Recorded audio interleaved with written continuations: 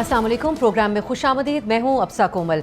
Azad Kashmir election में अब चंद ही रोज़ बाकी हैं, जबकि हुकूमती इत्तेहादी जमातें नून लीग और पीपल्स पार्टी आज़ाद कश्मीर के ख़राब हालात की ज़िम्मेदारी एक दूसरे पर डाल रहे हैं और अवामी जलसों में संगीन इल्ज़ामात भी आयद किए जा रहे हैं। दूसरी तरफ इमरान खान की बहन नौरीन नियाज़ी ने मार्का हक में पाकिस्तान की फतह के खिलाफ बयान दिया, जो कि इस वक्त शदीद तनकीद की जद में है। इन दोनों मामलात पर आज के प्रोग्राम में तफसीली तौर पर बात होगी। पहले जिक्र कर लेते हैं आज़ाद कश्मीर के इलेक्शन का और हुकूमती इत्तेहादियों के एक दूसरे पर इल्ज़ामात का। आज़ाद कश्मीर इलेक्शन के पहले मरहले का आगाज़ हो चुका है और इसमें आज तकरीबन 30,000 सरकारी मुलाजमीन ने पहले मरहले में अपना वोट कास्ट किया और अब जो इसके अगला मरहला होगा उसमें 27 जुलाई को आज़ाद कश्मीर में मरकज़ी और 12 मुहाजिर नशिस्तों पर इलेक्शन होंगे। इन इंतखाबात में पाकिस्तान पीपल्स पार्टी की इलेक्शन मुहिम इस वक्त बिलावल भुट्टो लीड कर रहे हैं और अपने जलसों में, जैसा कि आप लोग हम पिछले कुछ दिनों में भी डिस्कस करते रहे, वो वफाकी वज़रा खुसूसन अब वो बात करते हैं वज़ीर दिफा ख्वाजा आसिफ की और उनके बयानात को निशाना बना रहे हैं और साथ ही ये भी कहते हैं कि इन्हीं बयानात की वजह से आज़ाद कश्मीर की सूरत हाल ख़राब हुई। बिलावल भुट्टो की इस तनकीद पर वफाकी वज़ीर राना सनाउल्लाह ने रद्द-ए-अमल दिया है। उन्होंने बिलावल भुट्टो के बयानात को मुस्तरद किया और कहा कि ऐसी बयानबाजी से मज़ीद नफरत फैल रही है और ये भी उन्होंने कहा कि 6 माह कबल पीपल्स पार्टी फ्रेश इलेक्शन के रास्ते में रुकावट न बनती तो आज हालात इस नहज पर न होते। जानने की कोशिश करेंगे कि हुकूमती इत्तेहादियों के एक दूसरे पर ये इल्ज़ामात आखिर कश्मीर के अवाम को क्या पैगाम दे रहे हैं और साथ ही कितना संजीदा लिया जाए इस ब्लेम गेम को। दूसरी तरफ मुश्किलात में घिरी तहरीक इंसाफ की मुश्किलात में इमरान खान की बहन नौरीन नियाज़ी ने मज़ीद इजाफा कर दिया है। नौरीन नियाज़ी ने अपने मुतनाज़ इंटरव्यू में मार्का हक में पाकिस्तान की फतह को मुस्तरद करते हुए ये इल्ज़ाम लगाया कि इसराइल और भारत के गठ जोड़ के तहत पाकिस्तान और भारत के दरमियान ये जंग हुई। इस बयान ने PTI की क़यादत को काफ़ी ऑकवर्ड कर दिया, बड़ी मुश्किल पोजीशन में डाला है। सेनेट में PTI के पार्लिमानी लीडर ज़फ़र सियाद जब सहाफ़ी ने इस हवाले से सवाल किया तो उन्होंने नौरीन नियाज़ी के इस बयान से लाताल्लुकी का इजहार किया। नौरीन नियाज़ी के इस मुतनाज़े बयान पर NCCI ने उनसे जवाब तलब किया। आज उनकी तरफ से मुख्तसर जवाब तो जमा कराया गया, लेकिन उनके वकील ने तफसीली जवाब के लिए 4 हफ्तों की मोहलत मांगी है। प्रोग्राम में ये जानने की कोशिश करेंगे कि नौरीन नियाज़ी ने इस तरह की साजिशी थ्योरी क्यों घड़ी, जिसने न सिर्फ उनकी जमात को मज़ीद नुकसान पहुँचाया बल्कि मुल्क की साख पर भी सवालात उठाए। PTI का मौक़िफ़ इस पर शामिल करेंगे। इस्लामाबाद स्टूडियो में मेरे साथ तशरीफ़ फरमाए सैयद अली बुखारी साहब, सीनियर रहनुमा पाकिस्तान तहरीक इंसाफ। आज के प्रोग्राम में हमें ज्वाइन करें सैयद हसन मुर्तज़ा साहब भी, पर सीनियर रहनुमा पाकिस्तान पीपल्स पार्टी, आप जनरल सेक्रेटरी भी हैं पीपल्स पार्टी सेंट्रल पंजाब के। हमें ज्वाइन करेंगी नौशीन इफ्तिखार साहिबा, मुस्लिम लीग नून की रहनुमा और डस्का में इस वक्त आज़ाद कश्मीर की जो मुहाजिर सीट्स हैं उसके हवाले से कैंपेन भी कर रही हैं, तो इस पर उनसे खुसूसी तौर पर बात होगी। आप दोनों का बहुत बहुत शुक्रिया। बुखारी साहब, आपसे आगाज़ करूँगी। नौरीन नियाज़ी साहिबा ने ये जो बयान दिया, क्योंकि अमूमन आप लोगों को जब हम प्रोग्राम में बुलाते हैं तो अलीमा साहिबा की गुफ्तगू हो या उनकी फैमिली के खान साहब के दीगर अफराद की, उसको आप लोग दिफा करते हैं। अली ज़फ़र साहब ने तो लाताल्लुकी का इजहार कर दिया इस बयान से। आपके पास नौरीन नियाज़ी के इस बयान का कोई दिफा है? क्योंकि दुनिया ने तस्लीम किया पाकिस्तान ने जिस अंदाज में भारत को शिकस्त दी, भारत अभी तक हम देखते हैं इंटरनेशनल लेवल के ऊपर रिकवर नहीं कर सका अपनी इस शिकस्त से। सो नौरीन साहिबा अलबत्ता कहती हैं कि गठजोड़ के तहत ये जंग हुई थी, इसका क्या जस्टिफिकेशन हो सकती है PTI के पास? बिस्मिल्लाहिर्रहमानिर्रहीम, बहुत शुक्रिया आप साहब का। देखिए आप साहब, ये 2 डिफरेंट चीज़ें हैं, इन दोनों को वन बाय वन अगर हम एड्रेस करें। एज़ फार एज़ तो जंग की बात है, उस पर तो बड़ा क्लियर है, पाकिस्तान ने जी ज़बरदस्त जंग लड़ी, फतह नसीब हुई हमें। और मैं वो शख्स था जिसको इमरान खान साहब ने सबसे पहले कहा था कि आप बाहर जाके, मीडिया भी वहाँ मौजूद था if I am not wrong, कि बाहर निकल के हमने कहा था कि जी इमरान खान साहब ने कि सारे लोग मोदी के ख़िलाफ़ अपने मुल्क की फ़ौज के साथ खड़े हो जाएँ। तो हमारे लीडर की स्टेटमेंट थी, हम सारे साथ थे, हमारा मुल्क है, हम अपनी फ़ौज के साथ थे। और आप देखें कि सबसे पहले स्टेटमेंट तमाम पॉलिटिकल पार्टीज़ के लीडर्स में से सबसे पहले इमरान खान साहब के, जो जेल में थे। और अगर मैं कहूँ और पार्टीज़ में से, तो मियां साहब भी शायद आज तक नहीं, 1 साल से ज़्यादा गुजर चुके हैं। तो इसमें तो जहाँ तक पार्टी लीडरशिप की बात है, टॉप लीडरशिप की बात है, आपने वन बाय वन सबका सुन लिया, इसमें कोई दूसरी राय नहीं है। International it's a universal truth, it's a universal truth, इसमें तो कोई दूसरी बात नहीं है। अल्हम्दुलिल्लाह पाकिस्तान को फतह नसीब हुई, हमारी एयरफोर्स आर्मी ने बहुत अच्छी जंग लड़ी, नेवी ने, and credit goes to them, hats off to them, क्योंकि हमें आज हम यहाँ बैठे हुए हैं तो because of that. Number 1 civil Askari क़यादत ने भी अक्रॉस द बोर्ड, मैं ये आपकी बात में ऐड करते हुए सियासी जमातों की, उनके कारकुनों की को जो है वो तारीफ की थी इस चीज़ के ऊपर, इंक्लूडिंग PTI, जिन्होंने ऑनलाइन किरदार अदा किया। हमारे सोशल मीडिया ने सबसे पहले इसको अप्रिशिएट किया। मैंने نے کہا جی عمران خان سے پہلے کسی کی اسٹیٹمنٹ بخاری صاحب نورین صاحب آپ لوگوں کو آکورڈ پوزیشن میں نہیں ڈالا اس بیان سے؟ دیکھیں پولیٹیکلی پارٹی کا جو سٹانس ہے وہ تو آپ کے سامنے آ چکا، وہ آپ راجہ صاحب سے پوچھ لیں گے، آپ گور صاحب سے پوچھ لیں گے، علی ظفر صاحب نے بتا دیا، ابھی آپ نے خود لگا دیا. So I am standing with my party, میرا تو وہی سٹانس ہے جو پارٹی کا ہے اور ہونا بھی یہی چاہیے نمبر 1. اب جو نورین آپا کی بات ہے، ہماری بڑی ہیں، ہماری والدہ کی جگہ ہے، وہ ایج ان کی اتنی ہے، وہ ایک ہاؤس وائف ہیں، وہ پولیٹیکل نہ ان کے پاس کوئی عہدہ ہے، نہ وہ پولیٹیکل خاتون ہے، نہ وہ اس پچھلے 2 سال سے پہلے کبھی کسی سکرین میں آیا. ایون میں نے نہیں دیکھا ان کو، میں نے ان کو فرسٹ ٹائم دیکھا سائفر کیس کے اندر، جب وہ خان صاحب کے کیس میں میں جاتا تھا تو وہاں پر ملاقات ہوئی، اس سے پہلے میں بھی نہیں جانتا تھا ان کو. سو دا تھنگ از انہوں نے جو بات کی پرسنل کیپیسٹی میں کہی ہوگی، آئی ڈونٹ نو اس کے سیاق و سباق کیا ہے. رولز اب مجھے سوال کرنے دیں، آپ سینئر پولیٹیشین ہیں، کوئی رولز ہیں آپ کی پارٹی میں؟ کیونکہ دوسری جماعتوں میں ہم نے دیکھا کہ جب حالات خراب ہوئے تو اپنے ٹویٹر کو خاموش بھی کر دیا گیا مریم نواز کے. ایسے نہیں ہے. دیکھیں 2 چیزیں، اب جب ذوالفقار علی بھٹو صاحب کے اوپر برا ٹائم تھا اور وہ جیل میں تھے تو ان کی زوجہ محترمہ آئیں اور انہوں نے اس کو لیڈ کیا چیزیں نصرت بھٹو صاحبہ نے. دین اس کے بعد جب میاں صاحب کے اوپر برا ٹائم تھا تو میاں صاحب کی زوجہ محترمہ ہاؤس وائف تھی، اور کلثوم نواز صاحبہ ہم نے اس ٹائم وکالت نئی شروع کی ہوئی تھی، اس ٹائم خود آتی تھی اپنی گاڑی میں مطلق کو لے کر آتی تھی. لیکن دونوں نے ملک کے خلاف سازشی تھیوریاں تو نہیں کہیں پہ پیش کی نا؟ بخاری صاحب کو ایگزامپل ہو تو ضرور دیجیے گا. وہ جو ہے آئے اور اس کے بعد آگے نکلے.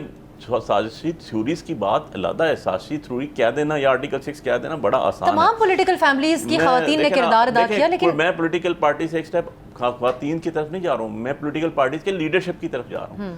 کیا جو میاں صاحب کے سٹیٹمنٹس آئیں یا جو میاں صاحب کے انٹرویوز آئے یا جو خواجہ آصف صاحب کا 2013 کا نیشنل اسمبلی میں انٹرویو تھا، میں کسی کو ڈیفینڈ نہیں کر رہا ہوں. جو چیز ہے وہ میں نے اپنا سٹانس بڑا کلیئر بتایا، پارٹی کا سٹانس بتایا. لیکن میں کہتا ہوں کہ یہ نہیں ہو سکتا کہ پک اینڈ چوز ہو جائے، کہ ایک کو آپ کہہ دیں کانسپیریسی تھیوری ہے، دوسرے کو کہیں خواجہ آصف صاحب نے جو اسمبلی کے فلور پہ ایک تقریر کی تھی. میں چاہوں گا کہ آپ اپنے ٹی وی کے اس کے جواب میں تو آپ لوگ بھی ان کے خلاف سخت تنقید کرتے رہے، ایکشن کا مطالبہ کرتے رہے. کسی نے یہ نہیں کہا کہ کانسپیریسی تھیوری ہے. ابھی بھی جو اسٹیٹمنٹ آپ نے نورین صاحبہ کو، اب اگر آپ مجھے اجازت دیں لوگوں کی کلیئرٹی کے لیے، اب ایشو یہ ہے کہ اس پہ پارٹی نے کوئی ایکشن لیا نورین صاحبہ کے بیان پہ؟ نورین صاحبہ ہماری پارٹی کی کوئی عہدہ نہیں ہے، ان کے پاس کوئی رکن نہیں ہے، وہ ہم کیا کریں؟ مجھے کوئی رولز نہیں ہے، فیملی کا جو دل پہ آئے گا وہ کہیں گے، پارٹی اس کو ڈینائی کرتی ہے. پارٹی پولیٹیکل پارٹی ہے نا، پولیٹیکل سٹانس لینا ہے. آپ نے پولیٹیکل ویژن پوچھا مجھ سے، اپنا ویو پوچھا، میں نے پارٹی کا بھی بتایا آپ کو، پارٹی لیڈرشپ کا بھی بتایا، چیئرمین کا بھی بتایا، جنرل سیکرٹری کا بھی بتایا، خود میں ILF پاکستان کے میں صرف دوبارہ بھی آؤں گی. لیکن آپ کہتے ہیں کہ پارٹی الگ ہے، فیملی الگ ہے، لیکن علیمہ خان صاحبہ اس وقت پارٹی کے تمام معاملات چلاتی ہوئے ہمیں نظر آ رہی ہیں، ریلیوں سے خطاب کر رہی ہیں اور KP کی قیادت کے اوپر شدید تنقید بھی کر رہی ہیں. آپ دیکھیں، میں اگر یہی الفاظ میں نے اسی لیے ایگزامپل دی تھی نصرت بھٹو صاحبہ کی اور اس کے بعد مریم نواز صاحبہ کی. جب مریم نواز صاحبہ کی والدہ آئی تھی کلثوم نواز صاحبہ، اور جب میاں صاحب اندر تھے تو اس سے زیادہ بھیانک ٹائم پہ وہ آئی تھی. کوئی کمپیریزن لیکن بھائی صاحب اس بیان کی نوعیت کے ساتھ نہیں کیا جا سکتا. ایون راجہ ظفر الحق صاحب جیسے بندے آپ کے پاس کوئی ریفرنسز ہوئے ضرور نکال کے لائے گا جہاں دیگر پولیٹیکل پارٹیز نے یا ان کی فیملیز نے اس قسم کی بات کی ہو جو ملک کی ساکھ کے اوپر سوال. پارٹی کے اوپر ہائی جیکنگ کا بھی الزام تھا، شاہ نواز بھٹو کے اوپر تھا، فیملی تھی نا، بیٹا تھا ذوالفقار علی بھٹو. چلیں پھر اب آپ کہتے ہیں جسٹیفائیڈ ہے، دوسرے بھی کہتے ہیں میاں صاحب کے اوپر ہائی جیکنگ کا تھا، کس کے بارے میں تھا آپ کو پتہ نہیں. میں نے جسٹیفیکیشن کی بات نہیں کی، لیکن ان کو پرسونا نان گریٹا تصور کیا گیا تھا اس ٹائم پہ. میں نے یہ کہا ہے، دیکھیں ذوالفقار کا الیگیشن کس کے اوپر تھا؟ تو پھر اب آپ آفیشلی یہ کہہ سکتے ہیں بخاری صاحب، صرف میں آگے بڑھوں گی پھر آگے میں آزاد کشمیر کے آپ یہ کہتے ہیں نورین، دیکھنے والے جتنے بھی ہیں ان کے لیے نورین نیازی صاحبہ یا علیمہ صاحبہ جو بھی بات کریں پارٹی کا اس کے ساتھ کوئی تعلق نہیں ہے. اس پہ تو کوئی دوسری رائے نہیں ہے. ٹھیک ہے. نوشین صاحبہ بہت شکریہ آپ کا بھی. اب ڈسکا، ہم آزاد کشمیر کے الیکشن کے حوالے سے بات کریں گے. آپ اس وقت خود کیمپین کر رہی ہیں ڈسکا میں مہاجر سیٹ کے حوالے سے، لیکن بڑی LA 35 میں آپ کیمپین کر رہی ہیں. لیکن بلاول بھٹو صاحب کی تمام کیمپین کا محور اس وقت آپ کے وزراء کے بیانات ہیں. سو ان کا یہ خیال ہے کہ جو بیانات دیے گئے، بالخصوص وزیر دفاع خواجہ آصف نے جو بیان دیا بڑا متنازع بیان تھا. وہ کہتے ہیں راولا کوٹ والے کشمیری نہیں ہیں، یہی ہیں جو مزید فاصلے پیدا کر رہے ہیں کشمیر میں پروٹیسٹ کرنے والے لوگوں اور حکومت کے درمیان. جی، پہلی بات یہ کہ خالد صاحب کا جو بیان تھا اس کی وضاحت خالد صاحب سے بہتر تو کچھ نہیں یہاں کوئی کر نہیں سکتا، کیونکہ اگر انہوں نے بیان دیا ہے تو میرا خیال ہے کہ he is the right person to ask کہ وہ کس ایسپیکٹ میں بات کرنا چاہتے تھے یا وہ کیا کہنا چاہتے تھے، اور انہوں نے اس کی وضاحت بھی کی بعد میں. لیکن جو بلاول بھٹو صاحب نے سخت الفاظ کا استعمال کیا، اور وزیر دفاع ہیں خواجہ محمد آصف اس وقت پاکستان کے، اور یہ ہے کہ ہماری کولیشن پارٹی بھی ہے اور ہم ساتھ چل رہے ہیں، تو پھر اس طرح کے بیانات جو ہیں وہ آپ صرف ایز پارٹی کے لیے during campaign as slogan use کر رہے ہیں گورنمنٹ کے خلاف. تو یہ تو بڑا ہی مایوس کن تھا، کیونکہ بلاول بھٹو صاحب کی جو سیاسی ایک بصیرت ہے اور ٹریننگ ہے وہ بڑی ایک وزردار ہے، ہم سمجھتے ہیں. तो खालिद साहब सीनियरिटी में भी और एज में भी जरा ज्यादा है हम सबसे, तो इस तरह के बयान जो है वो देने नहीं चाहिए। नौशीन साहबा, इसीलिए तो उन पे जिम्मेदारी ज्यादा आयद होती है और बिलावल साहब की तनकीद का महवर भी है कि ये हो गए। सिर्फ ख्वाजा साहब नहीं, राना सनाउल्लाह साहब ने उस दिन मौलाना फजलुर रहमान का जो बयान था तनख्वाहों के हवाले से, उसको उन्होंने एक तरीके से आगे बढ़ा दिया, उन्होंने तस्दीक कर दी उस बयान की जिसको तमाम वज़रा डिनाई करते रहे पहले दिन। तो ख्वाजा साहब और राना सनाउल्लाह साहब, इनके बयानात को मज़ीद ज़्यादा पॉलिश्ड नहीं होना चाहिए इन तमाम हालात के तनाजुर में? देखिए मैं एक बात बताऊं जी, कश्मीर, हमारे जो कश्मीर के हैं वो हमारे भाई हैं और हमेशा से बचपन से हम सब भी सुनते आ रहे हैं कश्मीर बनेगा पाकिस्तान। तो उनसे हमारे जज्बात जो हैं वो, उनकी सेंसिटिविटी और जो एक सीरियसनेस वो बहुत ज़्यादा है। हमेशा कश्मीर की बात की जाती है, कश्मीरी भाइयों की बात की जाती है। हमारी पार्टी मियां नवाज शरीफ हों या मियां शहबाज शरीफ हों या मरियम नवाज साहिबा हों या सीनियर पार्टी लीडरशिप हो, जब भी वहाँ पे मुश्किल आती है हम सब यकजा होते हैं और कश्मीरी बहन भाइयों की आवाज़ बनते हैं। लेकिन ये मैं फिर आपसे यही दरख्वास्त करूंगी कि जो बयान अगर ख्वाजा साहब ने दिया है उसकी वजाहत भी वो बेहतर तरीके से कर सकते हैं। वो उन्होंने किस आस्पेक्ट में की है वो शायद गलत पोर्ट्रे किया जा रहा है सिर्फ कश्मीर इलेक्शन के लिए। और बिलावल साहब ने ये भी कहा कि जो इंटरनेट की बंदिश है ये फेडरल हुकूमत के हाथ में है। कश्मीर में इस वक्त सीरियस प्रॉब्लम है इंटरनेट की बंदिश का, बिल्कुल हमारी कम्युनिकेशन भी नहीं हो पा रही है। तो वहाँ के अवाम से तो वो इसी तरीके से मुखातिब हैं कि जो भी हो रहा है आप लोगों की वजह से हो रहा है। देखें ये जो पहाड़ी सिलसिला है, आपको पता है जिस तरह जीबी के इलेक्शन से, और हम लोग वहाँ भी कैंपेन में गए थे, वहाँ पे भी आपको पता है इंटरनेट का इशू तो है और मौसम भी जो है खराबी की वजह से अक्सर इंटरनेट के प्रॉब्लम्स हमें यहाँ पे भी बन रहे हैं। और दिस इज नॉट सारा कुछ इंटरनेट की वजह से ही है। आप कैंपेन वहाँ पे चल रही है, लोगों का राब्ता भी है, लोगों ने जो है आपकी इंटरनेट या नेटवर्क आपके दूसरे वहाँ पे अवेलेबल हैं। देखिए जिन्होंने काम करना है उनका राब्ता अपनी पार्टी से या नौशीन साहब आप बहुत नहीं, हम आपको एज ए इंडिपेंडेंट सोर्स ये खबर कंफर्म करते हैं कि बिल्कुल इंटरनेट डिस्ट्रप्शन है। हसन साहब, अब हुकूमत से जब हम सवाल पूछते हैं तो वो कहते हैं कि इस कमेटी को, अवामी एक्शन कमेटी को कलअदम करने वाली आपकी पीपल्स पार्टी की हुकूमत है। 6 माह की राना सनाउल्लाह साहब ने इल्ज़ाम लगाया है कि हुकूमत बनाने से हमने मना किया था लेकिन पीपल्स पार्टी ने कहा हम हुकूमत बनाएंगे। सो अब यहाँ पर उसूली बात जो बिलावल साहब अगर करें, अवाम के मुताबिक बात करें, तो वो हकीकत को तो नहीं तब्दील करेगा कि वहाँ पे 6 माह की हुकूमत भी बनाई और कलअदम भी किया इस एक्शन कमेटी को। बहुत शुक्रिया जी। ये 2-3 चीजें हैं जिनको मिक्सअप किया जा रहा है। 6 माह की हुकूमत बनाना, पीपल्स पार्टी ये मुनासिब समझती है कि असेंबली पार्लियामान अपना टाइम पूरा करे, उसको पहले इलेक्शंस में क्यों ले जाया जाए। तो हमने वो कहा, वहाँ पे जिसकी मेजॉरिटी थी उसकी गवर्नमेंट बन गई। आज जब हम कश्मीरियों के साथ खड़े होकर कहते हैं कि कश्मीरियों को उनके हक दिए जाएं, लाठी गोली जो है या पकड़ धकड़ जो है वो असल मसले का हल नहीं है, उनके साथ बैठा जाए, उनसे बात की जाए, तो उस वक्त कहा जाता है जी कि ये तो करने वाले ही पाकिस्तान पीपल्स पार्टी हैं। अब राना सनाउल्लाह साहब अगर बयान दें कि हम 10 सीटें तो गिफ्ट में लेके आते हैं, तो क्या आप उस जलती पे तेल नहीं छिड़क रहे जो कश्मीर में सुलग रही है? आप उनके जज्बात को ज्यादा मजरू नहीं कर रहे, जिनके हसन साहब बात तो ठीक है, ये है कि ये 12 सीटें जो हैं ये हमारी तकदीर का फैसला करती हैं। यहाँ पे सवाल हसन साहब ये उठ रहा है कि आपका फिर ये कहना है पीपल्स पार्टी का किया सब कुछ जाए लेकिन उस पर खामोशी साध ली जाए, जैसा कि पीपल्स पार्टी की हुकूमत पाबंदी तो लगाती है, कलअदम करार देती है इस जमात को, लेकिन कहते हैं कि हमने ये फैसला नहीं किया। वफाकी वज़रा भी कह सकते हैं कि हम भी बयान किसी और के एमा पर दे रहे हैं। तो एक तरीके से तो बराबर ही है आप दोनों का रोल इस सारे मामले पर। चीजों को बराबर ना करें। आप पीपल्स पार्टी को और नून लीग को जब डिस्कस कर रहे हो तो सियाको सबात के साथ करें ना। तारीख उठाकर देखें, पाकिस्तान पीपल्स पार्टी की तो बुनियाद ही कश्मीर इशू पर रखी गई और कश्मीर को शहरक जो है वो पाकिस्तान पीपल्स पार्टी ने करार दिया। पाकिस्तान पीपल्स पार्टी ने कश्मीर का मुकदमा इंटरनेशनली इस तरह लड़ा, कोई सोच भी नहीं सकता। पाकिस्तान पीपल्स पार्टी की 3 नस्लों का ताल्लुक है कश्मीरी अवाम के साथ। कश्मीर की तरक्याती प्रोग्राम जितने थे आप उठा कर देखें तो हर में आपको पाकिस्तान पीपल्स पार्टी झलकती नजर आएगी। यहाँ पे 5 यूनिवर्सिटीज हैं, मैं 1 महीने से कैंपेन में हूँ। आप जाकर देखें, 5 की 5 पाकिस्तान पीपल्स पार्टी ने बनाई। यहाँ पर medical college Pakistan peoples party ने बनाया, यहाँ पर सड़कें पाकिस्तान पीपल्स पार्टी ने बनाई। आज उन सड़कों के ऊपर मुरम्मत करके, कारपेट करके, और अगर कोई कहे कि ये तरक्की हमारी की हुई है تو پھر اس کی اپنی مرضی ہے. ٹھیک ہے حسن صاحب ایک اور بات. پیپلز پارٹی نے سب سے پہلے جو سبسڈی دی, سب سے پہلی سبسڈی کشمیریوں کو دی, وہ پاکستان پیپلز پارٹی نے دی. آپ کا مہاجر سیٹس کے حوالے سے اس کے اوپر اصولی پوزیشن کیا ہے پیپلز پارٹی کی, آخر میں بتا دیجیے گا. یہ میں نے بتانا ہے, مجھے میرے سے سوال کیا. جی جی حسن صاحب. دیکھیں بڑا کھلا اس پہ ہے کہ آپ جن کو کہہ رہے ہیں جی کہ ہم 10 سیٹیں گفٹ میں لے کے آتے ہیں, تو 10 سیٹیں آپ گفٹ میں کیوں کہہ رہے ہیں؟ صرف اس لیے کہہ رہے ہیں نا کہ پنجاب کے اندر آپ کی گورنمنٹ ہے, وگرنہ پچھلی دفعہ تو وہ پی ٹی آئی جیتی تھی ساری سیٹیں.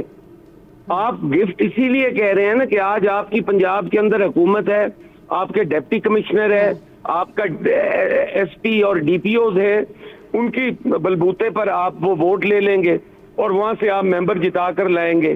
پاکستان پیپلز پارٹی اس پہ کہتی ہے کہ ہمیں اس پہ فورن پالیسی بھی اس میں انوالو ہے, اس میں ہمارا مقبوضہ کشمیر کا جو مقدمہ ہے وہ کمزور ہوگا.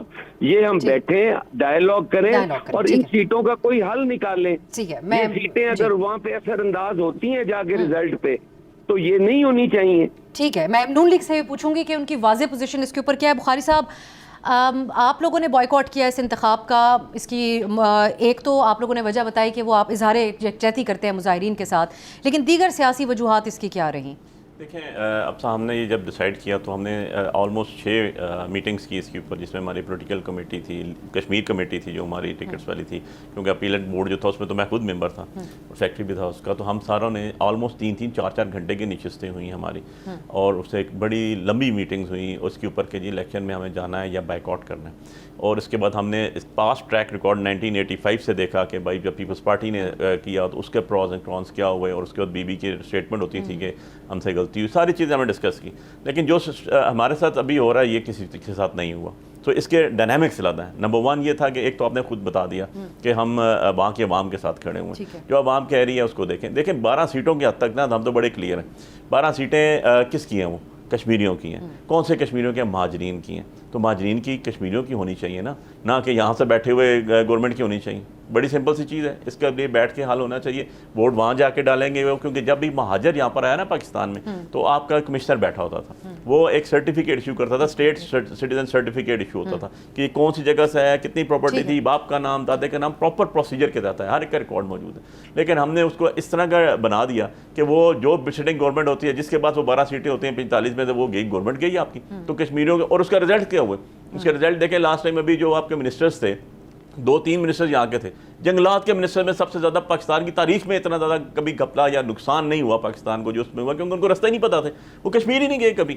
اب کراچی کے بندے بیٹھ کے جو ہے وہاں سے بیٹھ کے چلے جاتے ہیں. نمبر 2 چیز میں آپ کو اس میں بتاؤں, جو آپ نے دوسرا سوال کیا وجوہات, نہ ہمیں کمپین کرنے دیں, نہ ہمیں آزاد پتن یا جتنے بھی ریور انڈس کے اوپر جے ایل ایم کے اوپر بریجز ہیں, آپ کا آزاد پتن سے سٹارٹ کریں, آپ کوہالا سے سٹارٹ کریں, آپ کو کراس کرنے نہ دیں, آپ کو جھنڈا نہ لگانے دیں, آپ کو تصویر نہ لگانے دیں, آپ کو ریلی نہ کرنے دیں, آپ کو بلہ نشان نہیں ہے, تو بھائی کاہے کا الیکشن ہے؟ یہ متعدد وجوہات ٹھیک ہے, وہ کیا الیکشن ہے؟ پھر ہم نے دیکھا نا جی بی میں لڑ کے بھی ہم نے دیکھا پرچے شروع کہاں سے ہوتا ہے, پی ٹی آئی کے کینڈیڈیٹ اے ٹی سی سے. بہت شکریہ بخاری صاحب آپ کا, علی بخاری صاحب, نوشین افتخار صاحبہ, حسن مرتضیٰ صاحب اس پروگرام میں ہمارے ساتھ. یہ مہاجر نشستوں کے اوپر ڈیبیٹ تو کم از کم ہونی چاہیے تھی. اس کا ایک اگر احوال آپ کو بتائیں, 8 اضلاع میں رجسٹرڈ مہاجر ووٹ آزاد کشمیر سے ان کی ووٹرز کی تعداد 10 سے بھی کم ہے. خیبر پختونخوا میں 3 ڈسٹرکٹس میں صرف 3 ووٹرز ہیں, اور جو عملہ تعینات کیا گیا ہے اس کی تعداد 20 ہے. اب اگر سوال اٹھایا جائے تو اس کے اوپر پھر بڑے بڑے سخت رد عمل سامنے آ جاتے ہیں. تو یہ بڑا بنیادی نقطہ تھا جس پہ Bilawal Bhutto truth and reconciliation commission اور مشاورت کا مطالبہ کر رہے ہیں. دیکھتے ہیں معاملات اس طرف جاتے ہیں یا اسی طریقے سے کشیدگی بڑھتی رہتی ہے. ایک بریک کی طرف سے جائیں گے. ایران امریکہ جو صورتحال ہے اس کے اندر اہم پیش رفت ہوئی ہے. پاکستان اسلام آباد ایک بار پھر آج سفارتی مرکز بنا ہوا ہے. بات ہوگی ایک بریک کے بعد. بریک کے بعد ایک بار پھر سے خوش آمدید. اسلام آباد آج ایک بار پھر سفارتی سرگرمیوں کا محور ہے. وزیر خارجہ اسحاق ڈار کی دعوت پر کینیڈا کی وزیر خارجہ انیتا آنند پاکستان کے دورے پر ہیں, اور یہ کسی بھی کینیڈین وزیر خارجہ کا 20 سال کے بعد دورہ پاکستان ہے. جبکہ وزیر داخلہ محسن نقوی کی دعوت پر ایران کے وزیر داخلہ اسکندر مومنی بھی پاکستان تشریف لائے ہیں، جو کہ پاکستان کی اعلیٰ سول اور عسکری قیادت سے ملاقاتیں کریں گے۔ ایرانی وزیر داخلہ کے دورے کو یہ بات بھی اہم بناتی ہے کہ ایک بار پھر سے ایران اور امریکہ کے درمیان جنگ بندی کے لیے کوششیں اپنے عروج پر پہنچ چکی ہیں۔ اس حوالے سے ایران کے نائب وزیر خارجہ اسماعیل بقائی کا کہنا تھا کہ امریکی حملوں کے باوجود دونوں ممالک کے درمیان ثالث ممالک کے ذریعے سفارتی رابطے جاری ہیں اور ثالثوں کے ذریعے ہمیں تجاویز بھی پہنچائی جا رہی ہیں۔ اب یہ جو تجاویز ہے اس کے حوالے سے برطانوی خبر رساں ادارے رائٹرز نے رپورٹ کیا ہے اور بتایا گیا ہے کہ ثالث ممالک نے ایران اور امریکہ کے درمیان عبوری معاہدے کو دوبارہ فعال بنانے کے لیے 10 روزہ جنگ بندی کی تجویز دی ہے۔ آئیے جاننے کی کوشش کرتے ہیں کہ ان دونوں اہم دوروں کی کیا اہمیت ہے اور کیا ایران اور امریکہ کشیدگی کم کرنے اس ممالک کو اس بار کوئی کامیابی ملے گی۔ اس پہ بات کرنے کے لیے ہمارے ساتھ موجود ہیں متین حیدر صاحب، سینئر صحافی، عالمی امور پر گہری نظر رکھتے ہیں اور آج کی ایکٹیویٹی کو بھی متین صاحب آپ نے کور کیا ہوگا۔ تو پہلے ہم بات کر لیتے ہیں کینیڈین فارن منسٹر کی۔ سگنیفیکنٹ تھا کیونکہ 20 سال بعد کو کینیڈا کی فارن منسٹر کا دورہ پاکستان تھا۔ کیا جو جوائنٹ پریس بریفنگ بھی ہوئی، ایک پریس ریلیز بھی جاری ہوئی، کیا اس کی سگنیفیکنس ہے آپ کی نظر میں؟ جی بہت بہت شکریہ، بسم اللہ الرحمن الرحیم۔ دیکھیے، ایک تو آپ نے خود اوپننگ میں کہا کہ اس کی سب سے بڑی اہمیت کہ 20 برس کے بعد کینیڈا اور پاکستان کے درمیان کوئی ہائیسٹ لیول کا جو دورہ ہوا، اور کینیڈا کو اگر آپ دیکھیں تو شمالی امریکہ کا ایک اہم ملک ہے۔ ایک طرف تو وہ شمالی امریکہ میں امریکہ بہت بڑی اکانومی ہے، دوسری طرف ہم ہمیشہ سے کینیڈا کو نظر انداز کرتے آئیں اور اس کے ساتھ ہم نے وہ ڈپلومیٹک، اسٹریٹجک، وہ بزنس، اکنامک ٹائز اتنے اسٹرانگ نہیں رکھے جتنے ہم واشنگٹن کے ساتھ رکھتے ہیں، اور دونوں ملک کینیڈا اور امریکہ خود ایک دوسرے کے ساتھ بہت بڑا اکنامک اور ٹریڈ پارٹنرز، لیکن اگر ہم پاکستان اور انڈیا کا موازنہ کریں تو ہندوستان کے کینیڈا کے ساتھ ریلیشنز اور اکنامک پارٹنرشپ بہت مضبوط ہے۔ تو دیر آئے درست آئے کہ پاکستان نے ابھی کینیڈا کے ساتھ اپنی یہ جو اسٹریٹجک پارٹنرشپ ہے اس کو مضبوط کیا، اور وہ خود ایک انڈین نژاد کینیڈین فارن منسٹر ہیں انیتا آنند، اور بیسیکلی 2 چیزیں ہوئی ہیں۔ ایک تو سیکیورٹی اور کاؤنٹر ٹیررزم کی ڈومین میں کینیڈا اور پاکستان ایک دوسرے کے ساتھ تعاون کریں گے، اور اس کے بعد ان کی ملاقات ہوئی وزیر داخلہ محسن نقوی کے ساتھ بھی، اس میں بھی امیگریشن اور کاؤنٹر ٹیررزم اور ان چیزوں کے اوپر بات ہوئی۔ باقی کینیڈا اپنے جو ڈیولپمنٹ پارٹنرز ہے اس کے ذریعے سے $45 ملین جو کینیڈین ڈالرز ہے اس کی انہوں نے انویسٹمنٹ، ایک طرح کی انویسٹمنٹ گرانٹ کرنے کا بھی انہوں نے اعلان کیا ہے۔ تو اس کے ساتھ ساتھ آپ دیکھیں کہ اس موقع سے فائدہ اٹھاتے ہوئے مڈل ایسٹ کی سچویشن پہ بھی بات ہوئی۔ آپ نے دیکھا کہ جس وقت پاکستان کی ثالثی کی کوششیں عروج کے اوپر تھی تو اس وقت اسلام آباد ٹاکس کے دوران خاص طور پہ تو کینیڈین پرائم منسٹر نے ٹیلی فون کال بھی کی تھی ہمارے وزیر اعظم کو، اور ہی وشڈ پاکستان بیسٹ آف لک، اور جس کے نتیجے میں آپ نے دیکھا کہ اسلام آباد ٹاکس۔ تو تیسری چیز ہے کہ یونائٹڈ نیشنز کا ایک اہم رکن ہے، ایک بڑا کنٹری ہے، security council, United nation general assembly, اور عمومی طور پہ دیکھا جائے تو UN میں بڑے اداروں میں کینیڈا کی طرف سے پاکستان کے خلاف کبھی کوئی بڑا ووٹ نہیں ڈلا، کبھی کوئی اسلاموفوبیا ریلیٹڈ کوئی سٹیٹمنٹ نہیں آیا، کبھی کوئی پرو انڈیا سٹیٹمنٹ، بلکہ جب کچھ برس پہلے آخری جو بلکہ ان کے بھارت کے ساتھ تو بڑے تحفظات بھی رہے جن بھارتی شہریوں کو بھارت کی را ایجنسی نشانہ بناتی رہی کینیڈا میں۔ وہاں پہ جو کینیڈا میں سکھ لیڈر ہیں ان کو جس طریقے سے نشانہ بنایا گیا، اس کے اوپر جو اس سے قبل جو وزیر اعظم تھے